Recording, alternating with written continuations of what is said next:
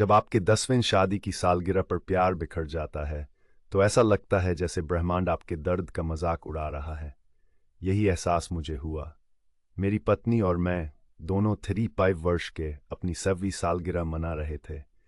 मैं उसके ऑफिस में फूलों का गुलदस्ता लेकर पहुंचा, केवल यह देखने के लिए कि वह हंस रही थी जबकि एक अन्य व्यक्ति उसके गले में नजदीक था।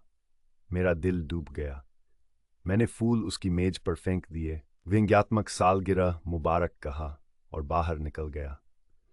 हम आदर्श जोड़ी थे, जैसे एक रोमांटिक कॉमेडी में जहां एक कठोर निर्माण कार्यकर्ता एक धनी खूबसूरत महिला के प्यार में पड़ जाता है। वह मेरे खुरदरे हाथों के लिए चांदी का चम्मच थी, मेरे निर्माण स्थल के शोर के लिए एक सिम्फनी। हमारे मतभेदों के बावजूद हमने उन्हें अपनाया और वर्षों में हमारी दो दुनियाओं को एक कर दिया। हमारा रिश्ता चुनौतियों से मुक्त नहीं था। उसने 2 नौकरियां छोड़ दी थीं क्योंकि पुरुष सहकर्मियों ने सीमाएं पार की थीं।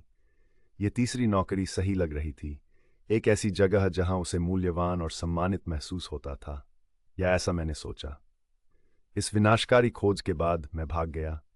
मैं 2 घंटे ड्राइव करके एक राज्य पार्क गया, एक परिचित पगडंडी पर चला और अकेला बैठकर अपनी भावनाओं से जूझने लगा। मेरी पत्नी के फोन लगातार बज रहे थे, लेकिन मैंने उसे बंद कर दिया।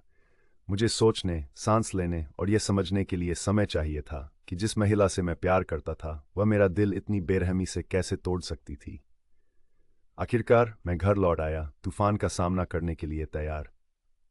हमें बात करनी थी, कमरे में हाथी का सामना करना था। मैं अपनी शादी के लिए लड़ना चाहता था, ये समझना चाहता था कि क्यों, लेकिन उसका एकमात्र जवाब था एक निराशाजनक मुझे नहीं पता। फिर भाग्य के एक मोड़ में मैंने उसका ऑनलाइन कबूलनामा पाया। उसने उनके अफेयर, अपनी अपराध बोध और भ्रम के बारे में पोस्ट किया था।